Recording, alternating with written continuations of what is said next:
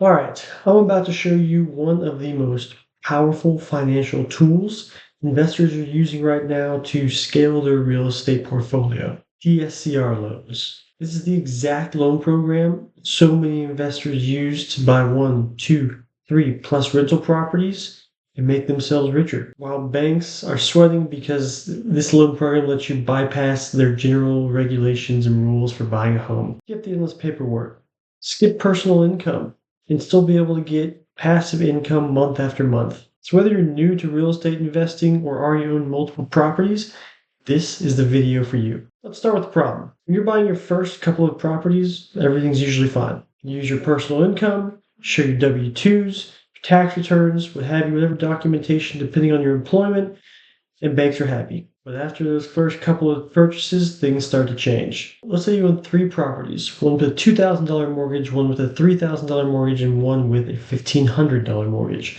It's $6,500 a month. Even if all are rented out and cash flowing, the bank still could come back and say, you're maxed out. That's the biggest roadblock investors hit. Don't let your portfolio come to a screeching halt, because that is where DSCR loans come in. DSCR stands for Debt Service Coverage Ratio, and the concept is super simple. The lender only cares about how much income the property itself generates, and they compare that to the mortgage payment. They don't care about your W-2s, they don't care about your tax returns, or how much debt you already have. You could literally make no personal income. As long as the property pays for itself, you can qualify. Absolute game changer for those home buyers who are handcuffed by DTI, debt to income ratios. Every loan program has three rules, three pillars, and DSCR is no different.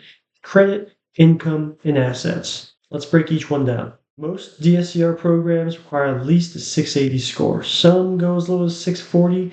Those usually come with higher down payments and may not be worth your while. It's probably worth it to try and get that 680 at a minimum. Just a quick tip about credit. Don't use Credit Karma or the apps on Chase or Wells Fargo. They're typically, 10, 15 points higher than what the lenders use as their credit qualification systems. Although it does give you a good basis of where you're at. Income is where DSCR loans shine. Instead of using your personal income, we use the gross rental income from the property itself. And that will come from a current lease agreement or from a form called a 1007, which the appraiser will fill out to estimate the property's market rent. And last is the assets. You'll need seasoned funds in your account. And what that means is 1, 2, 3 months for these funds to have already been in your account for the lender to qualify it. Minimum down payment is about 20%, plus closing costs being another 2 to 4%.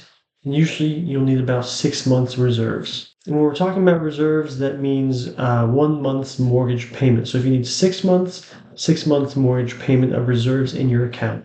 Just to give a quick recap of the basics. Minimum loan amount is probably going to be about $75,000. Minimum credit score, 680 preferred. You can go lower, but probably worth it to stick at 680. Property types are going to be 1 to 4 units, which means single family, duplex, triplex, fourplex. There are interest only options, 30-year adjustable. Most people go 30-year interest only. And again, no personal income or identification is required. You're going off the home. Think about it, you could own multiple properties, multiple businesses, and you can still qualify that house based off of the house and not yourself.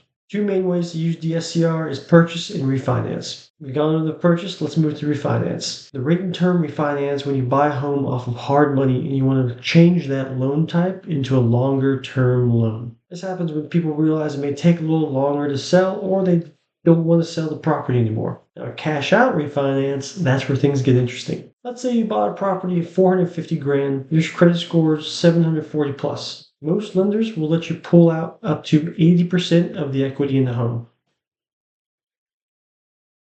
If your score is lower than 680, maybe capped at 75%. So in this case, we're looking at a $450,000 home. You can take out up to $360,000. Pay off rehab, pay off hard money loans, and pocket the difference tax free. And what you can do with that tax free money, go buy a new property. That is how investors keep scaling. They recycle their equity over and over. Now here's something new and exciting. There are new HELOC programs built on DSCR guidelines. You can literally get a line of credit based off your investment property. No income, no documentation required. Usually in about 700 credit score, combined loan to value of about 75%, and a 1.0 DSCR ratio, which means the rent covers the mortgage payment. So how does this process work? It's simple. You apply with the lender. We review your credit, analyze the deal, and issue a pre-approval. We order an appraisal to verify value and rental income. And then you submit a few basic docs: LLC, certificate of good standing, maybe a lease or an insurance quote. Most DSCR loans close in 2 or 3 weeks, sometimes faster if the paperwork and the property is clean. And that's it. That's the power of the DSCR loan. If you're more serious about building long-term wealth through real estate, this is one of the most flexible financial tools out there. You can build, scale, refinance, repeat, all without being limited to traditional bank rules. If this video helped you out, hit that like button, subscribe, and drop a comment if you want me to make a video about how to calculate that DSCR ratio.